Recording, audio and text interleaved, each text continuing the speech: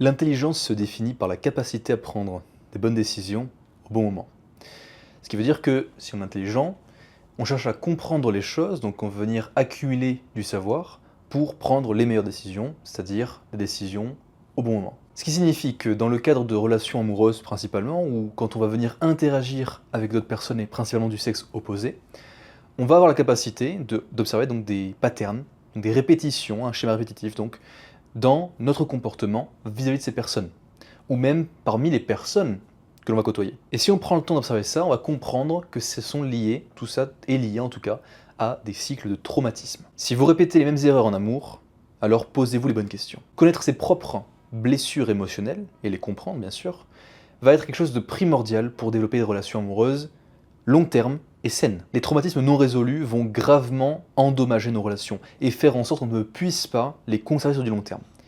Effectivement, des conflits vont continuellement advenir, il va y avoir de plus en plus régulièrement en plus des problèmes qui vont se dérouler et de notre côté et du côté de la partenaire, ce qui va faire qu'on va se sentir progressivement lésé, donc pas se sentir bien, et voire même cela va venir affecter notre capacité à accomplir ce que l'on souhaite accomplir dans notre vie personnelle, c'est-à-dire soit dans le travail, soit simplement des projets individuels. Aujourd'hui, on va explorer comment identifier, repérer ces schémas de traumatisme qui se répètent. C'est donc la première partie d'un groupe de 2 vidéos. On va d'abord commencer par comprendre comment identifier ces blessures, et dans un second temps, on va discuter de comment faire en sorte de les traiter. Parce qu'encore une fois, dans la mesure où vous êtes un individu normalement constitué, vous avez envie d'établir des relations amoureuses, ou en tout cas des relations à autrui, qui sont saines et durables.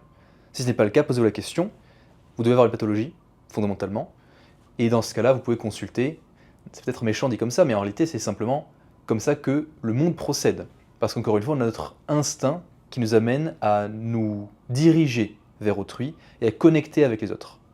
Dans ce cadre-là, il sera important de tisser des relations de confiance. Et pour ça, il nous faut comprendre quelles sont les blessures pour ensuite les traiter et enfin pouvoir développer ces relations à long terme. Il va y avoir 3 grands signes que l'on va pouvoir remarquer qui vont nous permettre de comprendre que justement on est blessé et qui derrière vont nous mener à nous poser la question de quel type de blessure c'est. On le verra ensuite.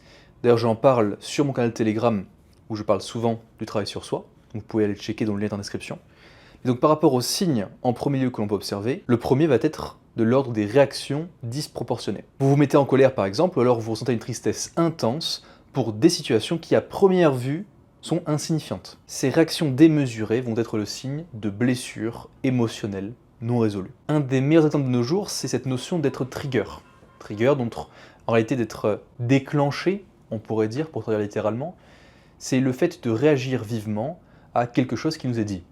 Que ce soit dans le cadre donc, du dating, donc un date simplement dans une interaction avec une autre personne, ou bien au sein d'une relation amoureuse, si ça vous arrive, même dans le cadre d'une critique qui pourrait être légère, alors cela cache quelque chose. Pourquoi ? Parce qu'un individu qui va être guéri, qui va se sentir réellement bien par rapport à lui-même, ne va pas avoir de telles insécurités, et donc ne va pas réagir vivement. Voyez ? C'est-à-dire que ça n'empêche pas d'avoir quelques points faibles ou des choses sur lesquelles on reconnaît que l'on a moins de capacité qu'un autre, par exemple, qu'elle soit physique, psychique, peu importe, mais la réaction vive et le fait que ça déclenche en nous justement cette réaction vive va être lié à quelque chose de non résolu, tout simplement. Et c'est d'ailleurs une étude de Janov Bullman de 1992 qui a mis en avant cette origine, disons, donc la réaction vive à quelque chose en apparence léger qui va être causé par une blessure plus profonde, une croyance irrationnelle qui va nous empêcher de réellement exprimer notre authenticité et donc d'accepter pleinement une émotion qui pourrait venir, notamment. Deuxième point, ça va être en fait décliné en 2 aspects, c'est la peur de l'engagement d'un côté et la peur d'être vulnérable de l'autre.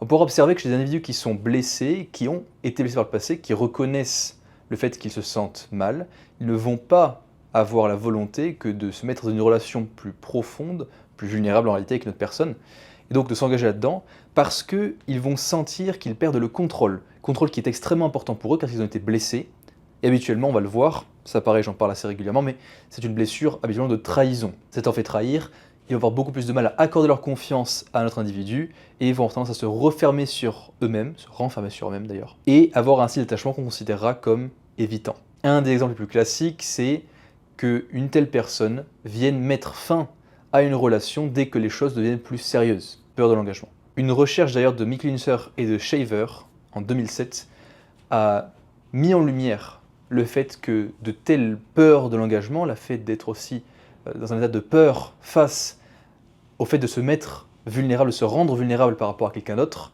va être intimement lié à des attachements insécurisés développés depuis l'enfance. Donc des blessures d'enfance qui vont créer un style d'attachement qui va être donc insécure, qui sera donc habituellement anxieux ou évitant, là pour le coup plutôt évitant, qui va créer cette peur de l'engagement et d'être vulnérable. Avant d'enchaîner sur le troisième point, d'ailleurs, si cette vidéo, ce contenu vous plaît, n'hésitez pas à vous abonner, à mettre un like, ça fait toujours plaisir. Et si vous pensez qu'une autre personne de votre entourage, amis, famille, peu importe, partenaire même, pourrait être intéressé par le contenu que je mets en avant par rapport au travail sur soi, relations hommes-femmes, psychologie, n'hésitez surtout pas à le partager. Encore une fois, le savoir se partage, ça n'a pas de prix et pourtant une valeur incommensurable, donc un petit geste comme ça fait toujours plaisir à tout le monde. Autre point, si vous voulez en savoir plus sur le sujet, aller encore plus en profondeur parce que vous êtes intrigué par vos propres blessures par exemple, ou que vous voulez en savoir plus sur comment fonctionnent les hommes, les femmes, peu importe, deux options. La première, mon canal Telegram, que vous pouvez rejoindre directement avec le lien en description, de manière extrêmement simple, sur lequel je partage du contenu tous les jours.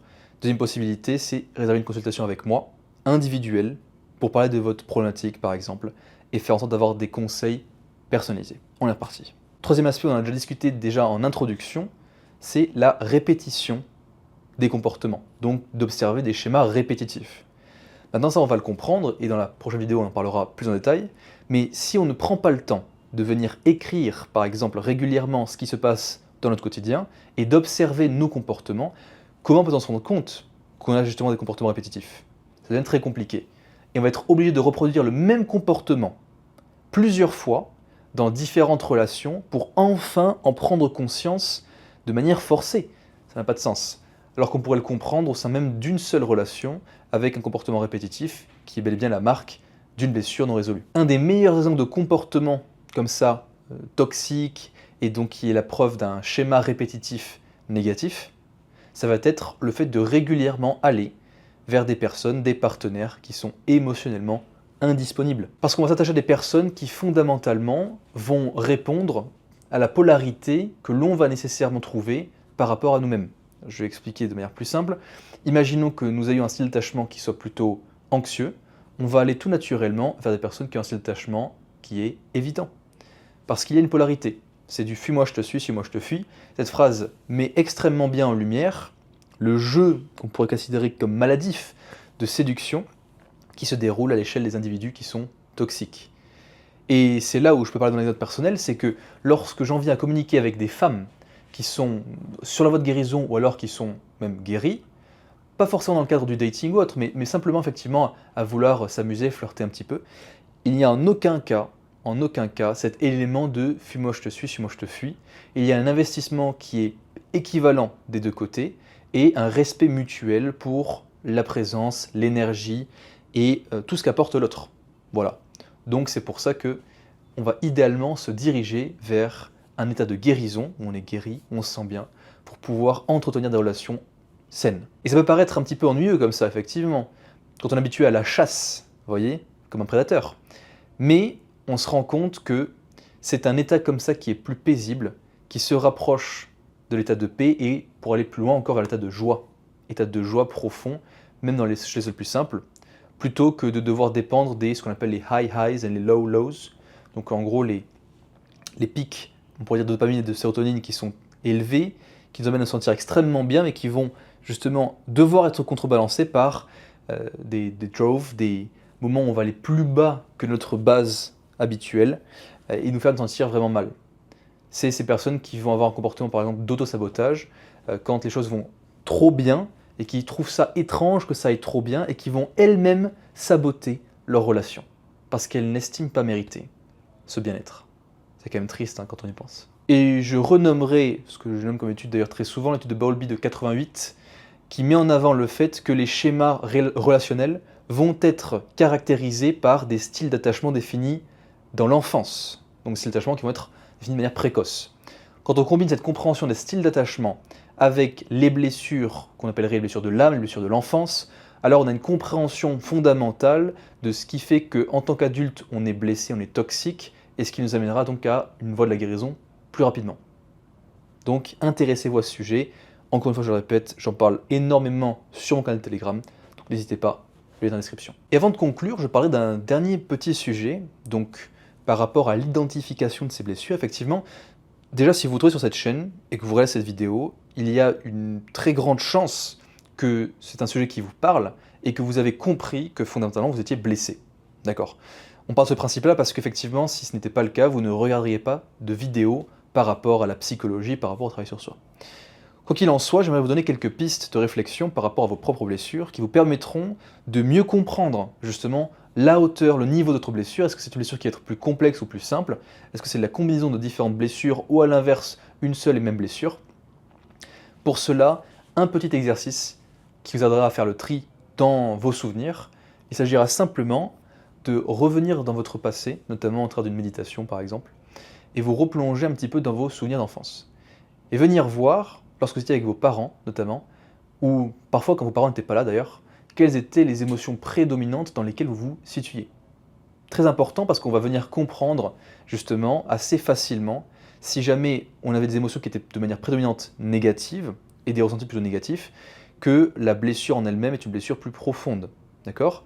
Si jamais ce n'est pas le cas, si jamais c'était vraiment quelque chose de plus léger, qu'on a quand même des bonnes émotions, des bons ressentis, encore une fois en étant parfaitement subjectif, on doit s'attacher à la perspective de l'enfant, pas d'un point de vue relatif comme étant adulte, parce que sinon ça ne marche pas. Mais en faisant ça, si on voit qu'on était globalement dans une tendance plutôt positive, alors on peut déjà se dire que ce n'était pas quelque chose d'extrêmement douloureux, complexe, vous voyez.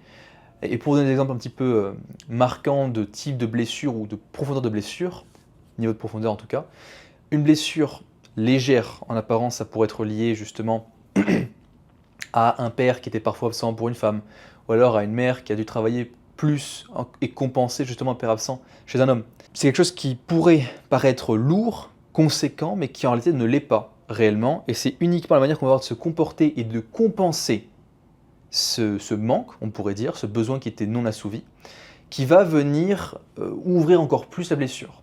Ce qui pourrait expliquer justement que des femmes, par exemple, avec un père qui a été absent, ou qui n'aura pas incarné la figure paternelle avec le masculin mature, donc ce qu'on appellera en fait l'énergie archétypale masculine divine, ou le masculin archétypal, voilà, va venir compenser avec des relations avec des hommes qu'elle va considérer comme extrêmement masculins, habituellement, et qui va faire que, généralement, elle va être très blessée parce qu'elle va aller vers des personnes qui sont émotionnellement indisponibles et qui vont lui faire vivre des choses assez difficiles. Ce qui va venir, encore une fois, agrandir cette blessure, rajouter, on pourrait dire, encore plus de problèmes au-dessus de la blessure.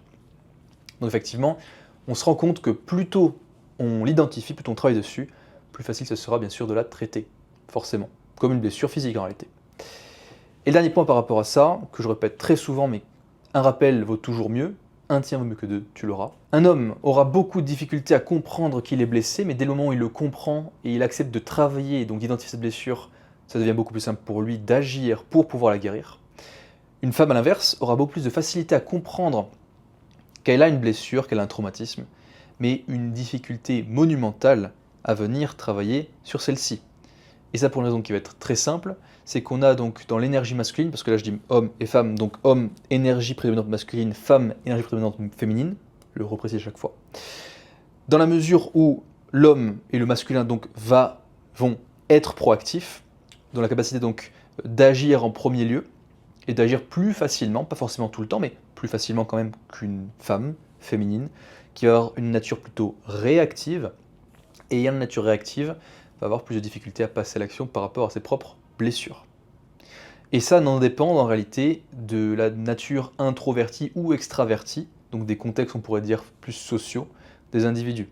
On va pouvoir avoir justement des hommes introvertis qui vont avoir la capacité de travailler sur leurs blessures, et des femmes extraverties qui vont avoir du mal à passer à l'action, mais bien plus facilement comprendre celle-ci. Normalement, après cette discussion, vous avez pu comprendre qu'il est important, il est même capital pour établir des relations saines, de venir identifier et travailler sur ces blessures. Le travail et comment le procéder, on va le voir dans la prochaine vidéo, mais au moins vous avez déjà un contexte, une baseline pour faire une partie du travail par vous-même. Maintenant, je vais vous poser quelques questions auxquelles vous pourrez répondre bien sûr en commentaire. Quel schéma de comportement, par exemple, avez-vous pu observer dans vos propres relations? Quels efforts avez-vous fait pour les changer? Partagez vos efforts, vos expériences et vos réflexions dans les commentaires. Il sera toujours pertinent d'en parler car cela pourra servir à d'autres personnes en tant qu'indicateur qu'ils ne sont pas les seuls à vivre ce qu'ils vivent. C'était Rémi, bon courage.